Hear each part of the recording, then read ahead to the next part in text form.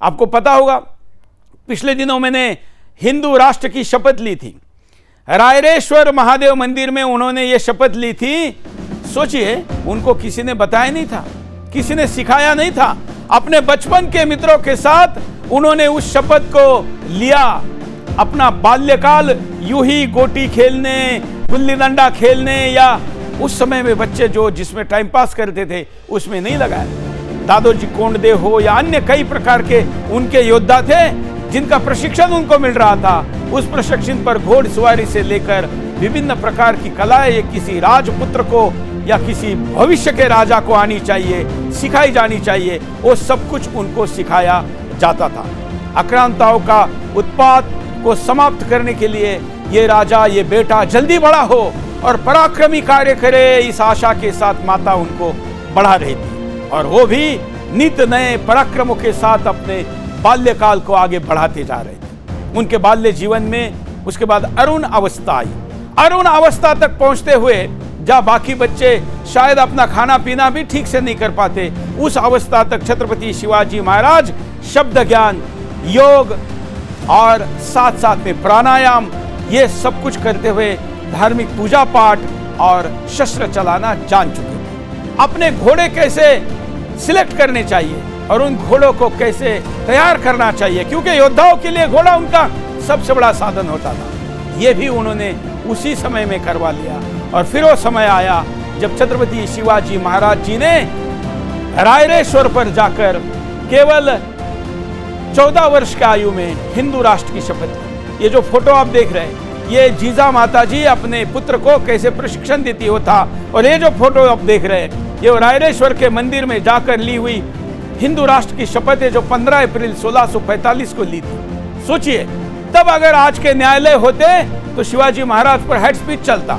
क्योंकि इसी शपथ को मैंने 3 वर्ष पूर्व लिया तो देश के न्यायालय ने मेरे ऊपर हेड स्पीच का मुकदमा दायर करके एफआईआर करवाया। शिवाजी महाराज जी ने 350 वर्ष पूर्व जो किया वो आज अगर हम करने जाते हैं तो हम पर केसेस होते हैं, लेकिन केसेस ही होते हैं। तब तो हत्या होती थी, क्योंकि तब आक्रांताओं का राज था। लेकिन महाराज रुके नहीं, वो आगे बढ़ते गए। उन्होंने उस काल में शपथ लेने के बाद उनका पहला पराक्रम यह था कि उन्होंने तोरणा नाम के किले को जीता। मराठी में हमको स्कूल सिलेबस में एक धड़ा, जिसको पाठ्यक्रम में एक चैप्टर कहते हैं, वो था स्वराज्याचे तोरण बांधले। मतलब अपना जो स्वराज्य स्थापन करना था उसका पहला तोरण, जैसे दरवाजे पे लगाया जाता है, जहां से प्रवेश प्रारंभ होता है, वैसा प्रवेश करने वाला तोरण उन्होंने अपने आयु के 15 वर्ष में ही पहला किला जीता। सोचिए, अपना सैन्य खड़ा करना, अपने साथियों को सैनिक बनाना, उनका विश्वास संपादन करके शौर्य उनके अंदर डालना।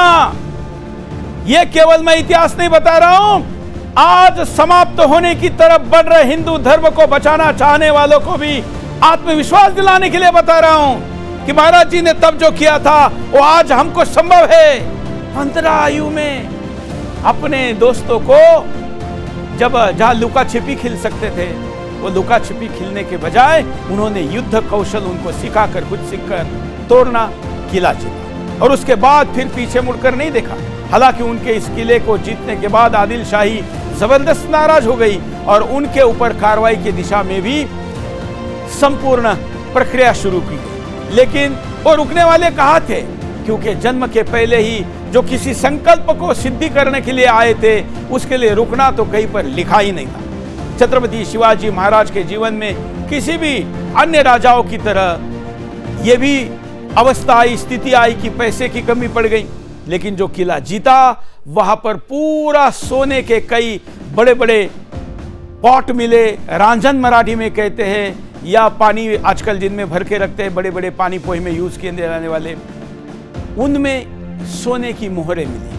मानो कि साक्षात कुबेर देवता, मानो कि साक्षात लक्ष्मी कुबेर को कह रही थी, जा, कोई आया है जो हमारे मंदिरों को तोड़ने से बचाएगा, कोई आया है जो चीखती माताओं की पुकार को रोकेगा, कोई आया है जो आतताइयों का खात्मा करेगा। जा कुबेर, उसको पैसे देकर आ, धन देकर आ।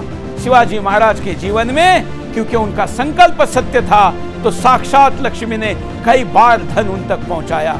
जिसके बगैर उनकी लड़ाई संभवतः आगे नहीं बढ़ सकती।